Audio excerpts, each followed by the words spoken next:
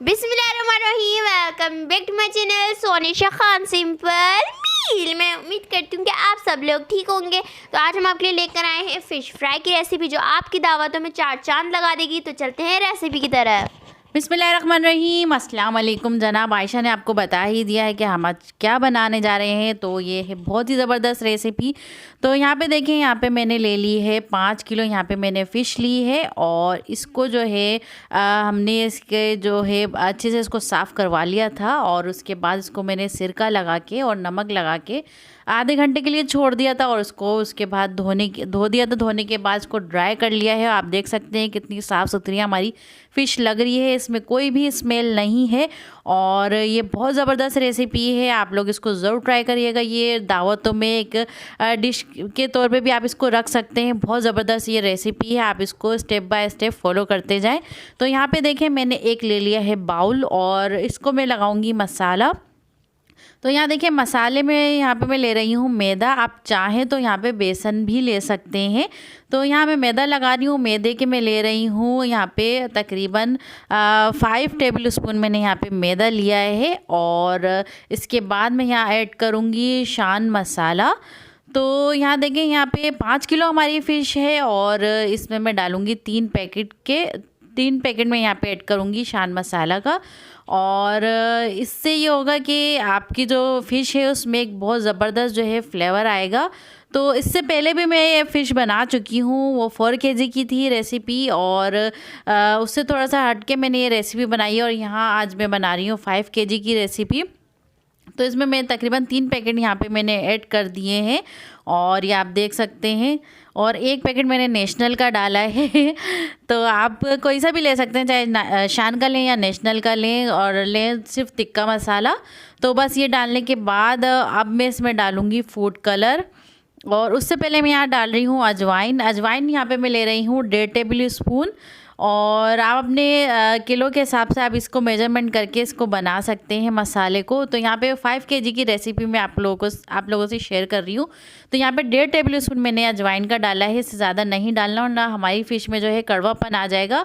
और ये देखिए, फूड कलर मैंने ऐड किया है और क्योंकि पैकेट में भी फूड कलर होता है तो इसलिए मैंने यहाँ पे कम ऐड किया है। अगर आप चाहें कि आपकी फ़िश कलरफुल हो तो आप फूड कलर ऐड करें वरना स्किप भी कर सकते हैं। और ये साथ ही यहाँ पे मैंने 5 नींबू का रस लिया है और वो इसमें मैंने ऐड कर दिया। यहाँ देखें, मैंने नमक ऐड नहीं किया क्योंकि पैकेट में ऑलरेडी नमक होता है तो इसलिए आपने नमक नहीं डालना।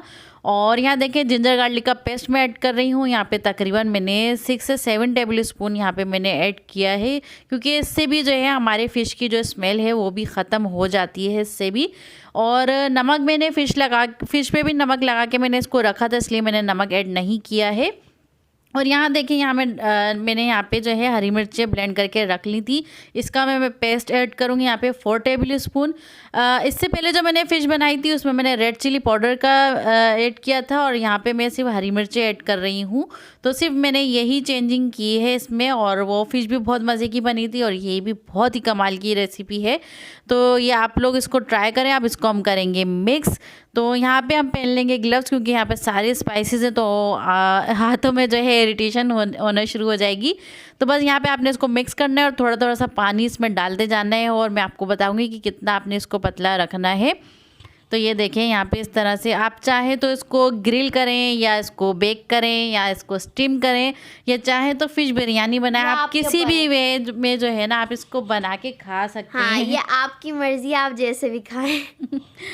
तो यहाँ देखिए, थोड़ा थोड़ा सा पानी डाल के इसका एक लिक्विड में बना लूँगी। इतना ज़्यादा ना पतला हो ना ज़्यादा थिक हो क्योंकि अगर ज़्यादा गाढ़ा होगा तो फिर वो हमारी जो फ़िश है वो फिर पकौड़ा नुमा लगेगी और हमें वैसी इसका जो है टेक्सचर नहीं देना। यहाँ आप देखें कितना रन्नी सा जो है इसका मिक्सचर है और आपको तरीका भी बताऊँगी कि इसको लगाना किस तरह से है।